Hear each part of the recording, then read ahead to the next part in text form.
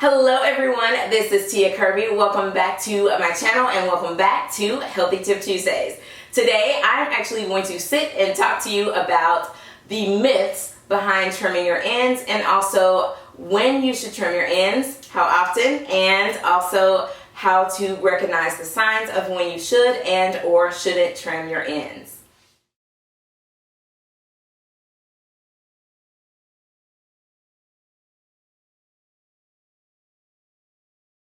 Knocking down the myth that you should trim your ends every 4 to 6 weeks. That it's not applicable for every person.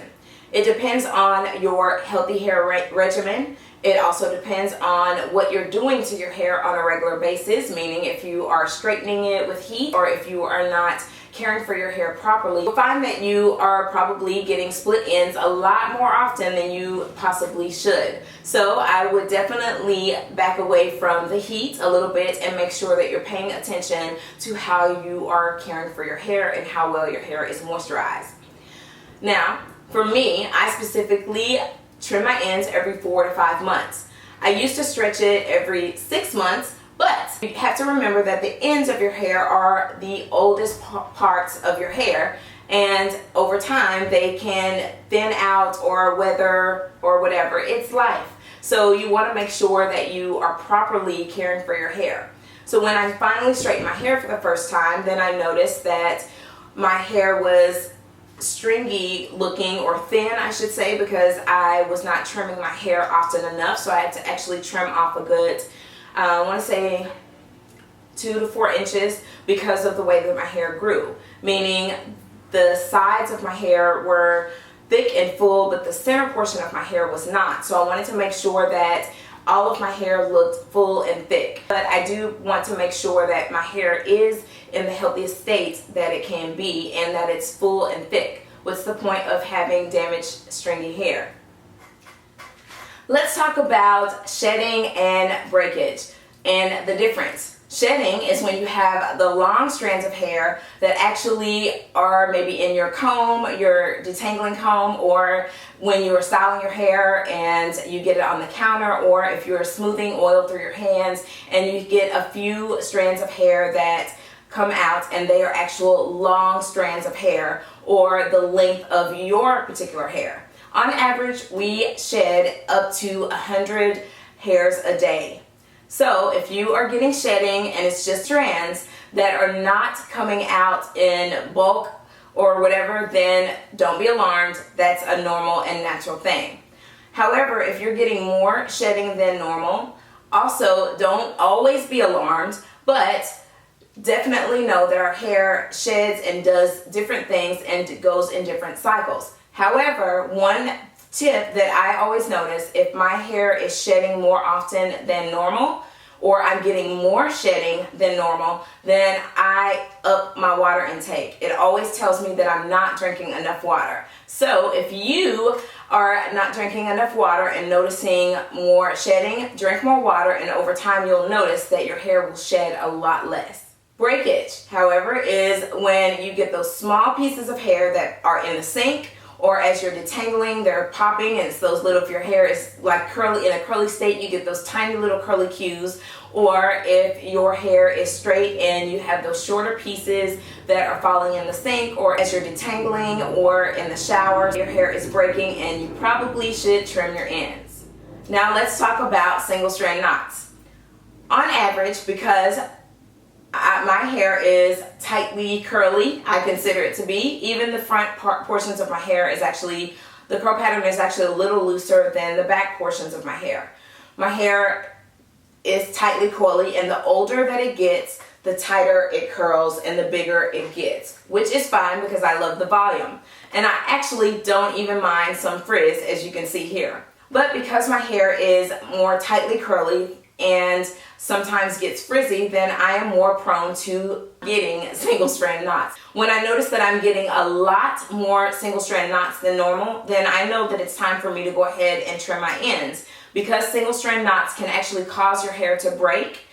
It can cause your hair to snag on or tangle up into creating a larger knot.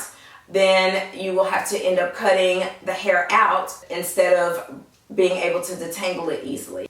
And single strand knots will also cause your hair to split if it's getting snagged or pulled. And so I wanted to come a little bit closer, and I want to show you some of the things that I am speaking of. So for instance, you see the frizz in my hair, especially back here, and you see that the curl pattern is much tighter than that which is up here. This one has much looser curl pattern. It's just the way that my hair is. However, in the back, because my hair curls tighter and is more prone to frizz, then I actually tend to get more single strand knots in the back than I would in the front. If I'm noticing more single strand knots, then I know that it's time to trim. However, if I notice that I'm just getting a few here and there, then I do what is called the search and destroy method. I want to show you what that is real quick. So I'm using this envelope so that you can see up close.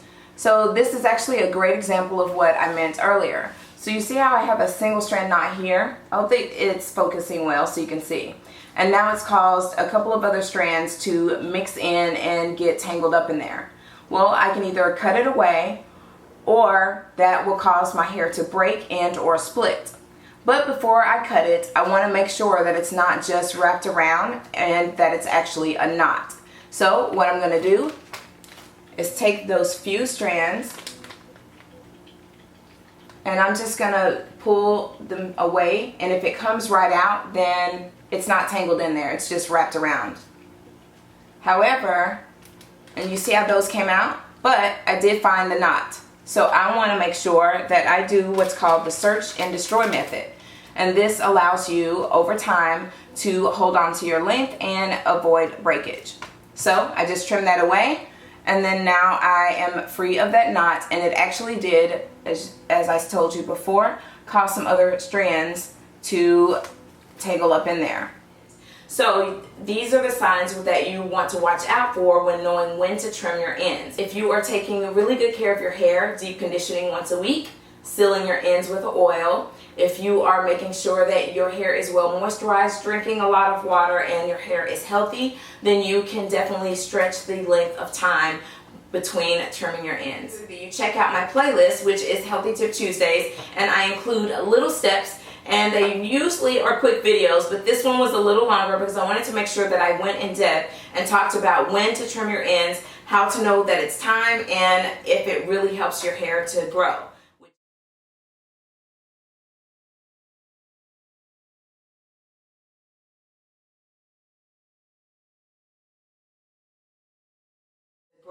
Which it doesn't, because it only helps with your length retention as your hair is growing. Another tip that I did want to throw in real quick is when you are straightening your hair to trim your ends. That is perfectly fine. However, I want to make sure that I address something that I see often with us naturals or textured hair. When you go to blow dry your hair out, or you do a blowout and then you go over it with a flat iron, but your ends weren't smooth all the way through, or your hair wasn't smooth all the way through properly, then the ends sometimes can look frizzy. Now you have to remember that our natural hair is naturally frizzy, naturally wants to shrink up, and naturally wants to curl up. So if your hair is not actually smooth through properly and you go to flat iron your hair, sometimes your ends can appear frizzy, and we think that's because it's damaged. If you actually go and look at the ends, they're not always damaged.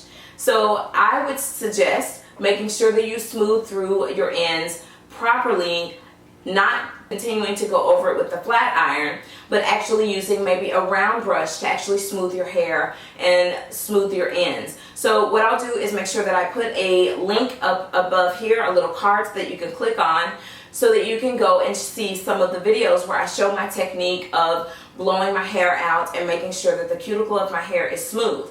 Because you will find that you are probably cutting off way too much hair, and hair that is not damaged. There's times where I can smooth through my hair, my daughter's hair, or someone's hair that I'm doing, and they think that their ends are bad, but then when I actually smooth through it with the round brush, flat iron it, and then go through and look, then they have a lot less damage than they originally thought they had. It just means that your ends are frizzy. So make sure that when you're straightening, smooth your ends with a round brush. Go over it with a flat iron, only 1 to 2 passes. You don't want to put too much heat on your hair, and then trim your ends after that. Once your hair cuticle is smooth, you can actually visibly see the ends a lot better, and you won't be turning away too much of your growth.